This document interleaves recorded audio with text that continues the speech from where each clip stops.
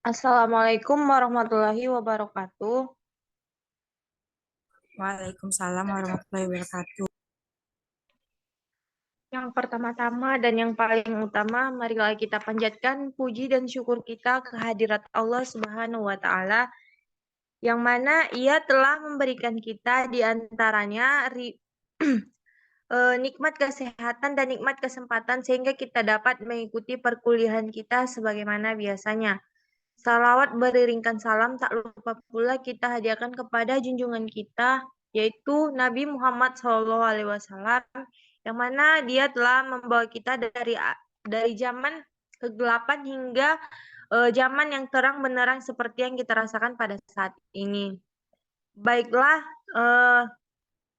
kami dari kelompok 10 manajemen konflik yang beranggotakan saya sendiri sebagai moderator yaitu Melsa Siagian dan teman saya Dia Ananda Karisma dan Laila Fitria. Langsung saja ke pembahasan pertama yang mana materinya akan dijelaskan oleh saya sendiri. Latar belakang masalah. Semua orang pasti sudah pernah berkomunikasi atau melaksanakan kegiatan komunikasi. Komunikasi adalah sebuah kegiatan yang dikerjakan karena pada dasarnya setiap orang merupakan individu atau makhluk sosial yang mempunyai keinginan untuk selalu berhubungan atau bersosialisasi dengan individu lainnya. Berdasarkan sebuah analisis, 75% waktu manusia dipakai setiap hari untuk berkomunikasi. Mulai dari melakukan komunikasi dengan orang lain atau juga komunikasi dengan dirinya sendiri. Atau lebih tepatnya dengan istilah self-talk. Pada analisis lainnya menjelaskan bahwasannya setiap orang terkhususnya perempuan pasti mengeluarkan 20.000 kata setiap hari dalam berkomunikasi. Itu berkomunikasi dengan orang lain maupun dirinya sendiri. Atau cuma mengeluarkan unek-unek ataupun masalah atau mungkin hal sepele yang dapat dipikirannya. Apabila itu tidak terjadi, kemungkinan tekanan batin akan menghantui dan nantinya bisa jadi sebuah penyakit. Langsung ke pembahasan yang pertama, pengertian komunikasi. Berbicara tentang komunikasi, setiap orang menganggapnya mudah untuk dilakukan untuk setiap orang. Dan ada juga orang beranggapan bahwa mereka dapat melakukan itu, namun komunikasi yang bagaimanakah yang dianggap sebagai suatu komunikasi yang efektif?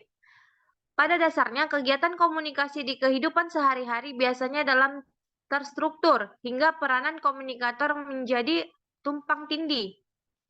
Umumnya komunikasi bisa diartikan sebagai suatu aktivitas saling bertukar pendapat ataupun hubungan yang dilakukan setiap orang, mulai dari individu ataupun berkelompok. Dan komunikasi setiap orang adalah tahap pembentukan makna di antara dua orang ataupun lebih. Berdasarkan penyataan melaksanakan komunikasi, Awe Wijaya mengatakan jika komunikasi merupakan menyampaikan informasi dan pengertian dari individu terhadap orang lain. Selanjutnya, komunikasi juga bisa berjalan dengan baik jika semisalnya ada rasa saling mengerti, yaitu apabila sebuah belah pihak penerima ataupun pengirim informasi bisa saling memahami. Berdasarkan hal ini, bukan berarti kalau kedua pihak itu mesti menyetujui sesuatu itu. Namun sisi pentingnya yaitu kedua pihak saling memahami gagasan itu. Dengan kondisi seperti ini, baru bisa dikatakan komunikasi sudah berjalan dengan efektif atau baik. Baiklah, materi selanjutnya akan disampaikan oleh Saudari Laila. Kepada Saudari Laila dipersilakan. Baiklah, di sini saya akan melanjutkan pembahasan yaitu unsur-unsur komunikasi. Mempunyai beberapa unsur. Yang pertama ada sumber, merupakan dasar yang dipakai pada saat menyampaikan pesan dan juga dipakai dalam rangka menguatkan pesan itu sendiri. Adapun sumbernya seperti dokumen, buku, lembaga, dan sebagainya. Yang kedua, komunikator.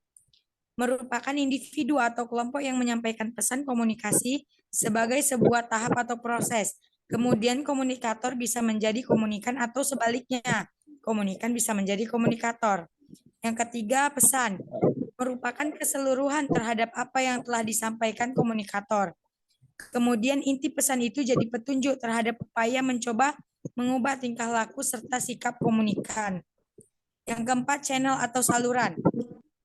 Merupakan alat atau media dalam menyampaikan pesan. Untuk media dari komunikasi, contohnya televisi, radio, film, media cetak, media massa, dan lain sebagainya. Yang kelima, efek atau hasil. Merupakan hasil akhir dari sebuah komunikasi, yaitu tingkah laku seseorang sama atau tidak terhadap apa yang diharapkan. Unsur-unsur komunikasi juga ada antara lain seperti komunikator, pengirim atau penerima. Kegiatan komunikator yaitu mengirim dan juga menerima pesan. Artinya fungsi utama komunikator yaitu pihak yang mengirimkan pesan. Di proses berikutnya saat pesan sudah diterima dan mendapat feedback, maka fungsi komunikator jadi penerima pesan. Yang kedua, pesan. Pesan dari komunikator bisa seperti pesan verbal atau non-verbal. Untuk pesan ini bisa sengaja atau tidak sengaja. Berdasarkan hal ini ada 4 macam pesan, antara lain pesan non-verbal sengaja, pesan non-verbal tidak sengaja, pesan verbal sengaja, dan pesan verbal tidak sengaja. Yang ketiga ada saluran. Saluran bisa seperti media massa, papan pengumuman, alat indera, dan sebagainya. Yang keempat, gangguan. Merupakan hal yang dapat mengubah informasi yang telah disampaikan kepada penerima atau mengalihkan dari penerima tersebut. Dan gangguan juga bisa seperti gangguan gaya yang norak, gangguan bunyi atau pendengaran, bau atau penciuman. Gangguan dibagi menjadi 2 jenis, yaitu teknis dan semantik. Teknis yaitu aspek yang membuat pihak yang menerima pesan merasa adanya perubahan pada informasi yang disampaikan. Yang kedua ada semantik, yaitu apabila yang menerima pesan memberikan makna yang berbeda terhadap sinyal yang disampaikan oleh pihak yang mengirimnya. Selanjutnya ada komunikator, pengirim atau penerima. Kebalikan dari komunikator. Jadi komunikator melaksanakan kegiatan menerima pesan dari komunikator. Kemudian komunikator memberikan feedback dengan mengirim pesan pada komunikator. Faktor terpenting saat menerima pesan yaitu mendengarkan. Apabila komunikator dalam keadaan mendengar, ada 4 tahap yang dikerjakan antara lain mendengar, mengingat, memperhatikan, dan memahami. Yang terakhir ada umpan balik atau feedback, yang merupakan balasan dari tingkah laku yang diperbuat dan juga merupakan sumber informasi penting terkait diri sendiri. Sekian pembahasan dari saya kembalikan kepada moderator. Baik, terima kasih Saudari Laila. Materi selanjutnya akan disampaikan oleh Saudari Dia Ananda Karisma. Kepada Saudari Dia, dipersilakan. Baik, saya di Ananda Karisma. Di sini saya akan mempresentasikan yang bagian C, yaitu konteks komunikasi. Dalam komunikasi bisa berlangsung berbagai konteks menurut Dedi Mulyana tahun 2001.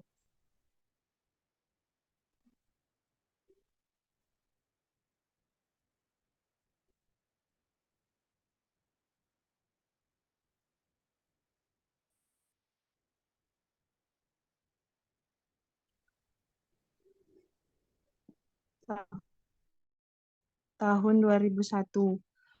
Antara lain yaitu yang pertama komunikasi antara 2 orang. Artinya komunikasi yang paling dasar dan juga menjadi keterkaitan setiap orang yang paling kuat. 2, wawancara. Pengertian dari wawancara yaitu percakapan dengan tujuan tertentu dan umumnya melibatkan 2 orang atau menjadi komunikasi 2 orang yang memiliki sifat khusus. Yang ketiga, komunikasi kelompok kecil, yaitu merupakan tahap bentuknya pesan nonverbal dan verbal yang melibatkan 3 pihak atau lebih anggota kelompok yang memiliki tujuan, yaitu saling berpengaruh antara satu dengan yang lain. Yang keempat yaitu ada komunikasi publik. Untuk komunikasi publik biasanya terjadi di tempat umum dan komunikasi publik relatif lebih formal. Adapun persoalan yang dibahas biasanya sudah direncanakan dan ada beberapa aturan yang harus dipenuhi, yaitu beberapa hal tersebut yang lazim yang terdapat dalam komunikasi publik. Yang pertama itu ada pesan diharuskan relevan dengan melibatkan semua anggota kelompok, tidak cuma mencakup sebagai kecil. sebagian kecil orang. Yang kedua itu ada bahasa publik terbatas, kurang luas, memakai beberapa bahasa yang telah diketahui secara umum dan hanya sedikit gagasan pribadi. Yang ketiga ada feedback yang terbatas. Yang keempat ada khalayak yang dihadapi berbagai aneka ragam. Yang kelima ada bertambahnya jumlah pendengar memperbesar terjadinya kesalahan dalam mengartikan feedback, dikarenakan banyak tanggapan yang perlu dipahami. Yang keenam ada pembicaraan biasanya mempersiapkan sebuah pidato yang lengkap. Yang ketujuh adalah masalah menyesuaikan diri begitu penting supaya pesan sesuai untuk beberapa orang yang berbeda. Yang ke-8 ada analisis pendengar tidak akurat dan lebih sulit dikarenakan pembicara berinteraksi dengan banyak orang secara bersamaan. Yang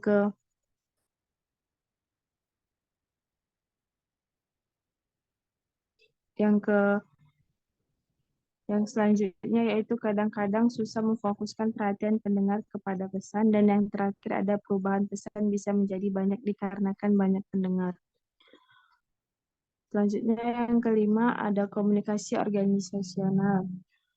Komunikasi organisasional merupakan alur pesan yang terjadi pada sebuah jaringan yang berhubungan dan berkaitan pada organisasi. Seiring terjadinya di dalam organisasi, misalnya lembaga dan juga perusahaan. Komunikasi massa. Adapun komunikasi massa adalah komunikasi yang memakai alat atau media.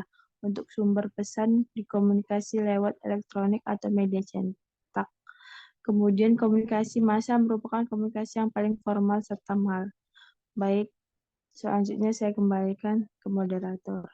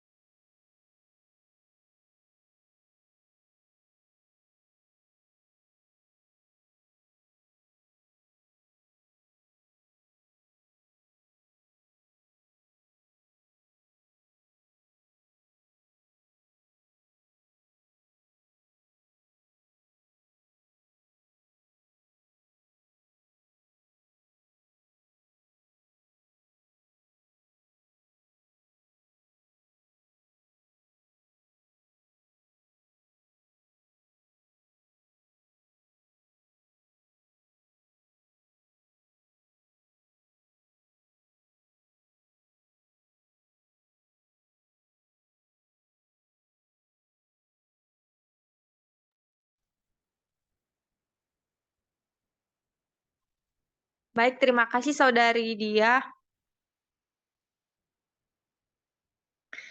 Selanjutnya, komunikasi yang efektif. Komunikasi bisa berjalan secara efektif apabila kaidah-kaidah atau aturan-aturan ini diikuti. Antara lain, yang pertama, komunikator menghargai setiap orang atau juga kelompok yang menjadi pihak kedua dalam komunikasi. Hal tersebut mempunyai syarat jika setiap orang berkomunikasi dapat memposisikan diri, tidak beranggapan bahwa dirinya adalah orang yang paling benar ataupun yang paling tahu. Yang kedua, komunikator bisa memposisikan dirinya dalam kondisi ataupun keadaan yang dihadapi setiap orang. Seseorang yang terlibat dalam komunikasi mesti bisa mendengar dan juga siap untuk menerima saran apapun. Dalam hal ini sangat sulit dilakukan apabila seseorang tersebut bisa dikritik atau siap menerima sebuah masukan. Namun kemampuan menerima apapun saran dengan sikap baik bisa berdampak baik untuk orang tersebut. Yang ketiga, adapun pesan yang diterima penerima pesan dan bisa didengarkan dengan baik. Dan hal ini berhubungan terhadap alat atau media yang dipakai. Seiring juga orang berkomunikasi dengan seseorang maupun kelompok, namun pesan bisa dimengerti karena alat-alat media yang dipakai tidak mendukung. Contohnya mikrofon yang mendengung, suara telepon yang putus-putus, ataupun suara pada telepon yang begitu lemah. Hal-hal itu dapat membuat penerima pesan kesulitan untuk paham terhadap pesan yang dikirim, yang berakibatkan tidak merespon. Pemberi pesan juga tidak memperhatikan dan didengarkan. Yang keempat, kejelasan pesan sehingga tidak memunculkan multi interpretasi.